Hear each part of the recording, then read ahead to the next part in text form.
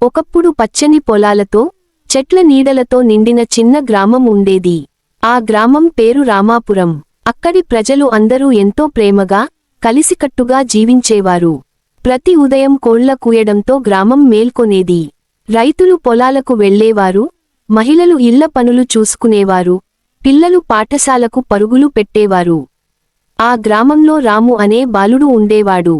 రాము చాలా తెలివైనవాడు, కష్టపడేవాడు. కాని అతనికి ఒక అలవాటు ఉండేది. గ్రామం బయట ఉన్న చెరువు దగ్గరికి వెళ్లి గంటల కొద్దీ ప్రకృతిని చూస్తూ కాలం గడిపేవాడు. అక్కడ పక్షుల కిలకిలరావాలు, చెట్లలో వీచే గాలి శబ్దం, నీళ్లలో ఈదే చేపలు చూసి ఆనందపడేవాడు.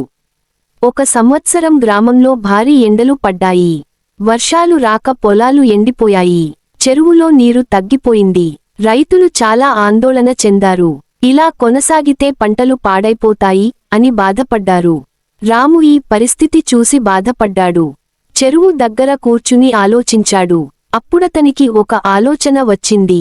గ్రామ పెద్దల దగ్గరకు వెళ్లి, మన గ్రామం దగ్గర కొండల నుంచి వచ్చే చిన్న వాగు ఉంది. అక్కడి నీటిని కాలువ తవ్వి చెరువుకు తెస్తే గ్రామానికి నీటి సమస్య తగ్గుతుంది అన్నాడు. మొదట అందరూ చిన్న పిల్లాడి మాట అని నవ్వుకున్నారు. కాని గ్రామ పెద్ద అయిన వెంకటయ్య గారు, పిల్లాడి మాటలో మంచి ఆలోచన ఉంది, ప్రయత్నిద్దాం అన్నారు. మరుసటి రోజు గ్రామంలోని యువకులు, రైతులు, మహిళలు అందరూ కలిసి పని మొదలుపెట్టారు. కొందరు గొయ్యలతో తవ్వారు, కొందరు రాళ్లు తొలగించారు, మరికొందరు నీళ్లు, ఆహారం తీసుకొచ్చారు. రాము కూడా వారితో పాటు శ్రమించాడు. 3 రోజుల కష్టానికి కాలువ పూర్తయింది. కొండల నుంచి వాగునీరు నెమ్మదిగా కాలువలోకి వచ్చి చెరువులో చేరడం మొదలైంది. కొద్ది రోజుల్లో చెరువు మళ్లీ నిండిపోయింది. రైతుల ముఖాల్లో ఆనందం కనిపించింది.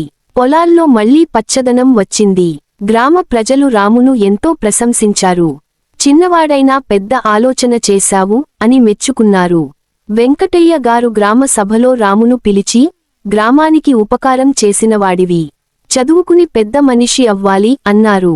ఆ రోజు నుంచి రాము గ్రామంలోని అందరికీ ఆదర్శంగా మారాడు. పిల్లలు కూడా అతన్ని చూసి మంచిగా చదవాలని, గ్రామానికి ఉపయోగపడాలని నిర్ణయించుకున్నారు. ఆ రామాపురం గ్రామం అప్పటి నుంచి మరింత అభివృద్ధి చెందింది. ప్రజలు కలిసి పని చేస్తే ఏ సమస్యనైనా పరిష్కరించవచ్చని అందరూ తెలుసుకున్నారు. నీతి: వయస్సు చిన్నదైనా మంచి ఆలోచన ప్రపంచాన్ని మార్చగలదు.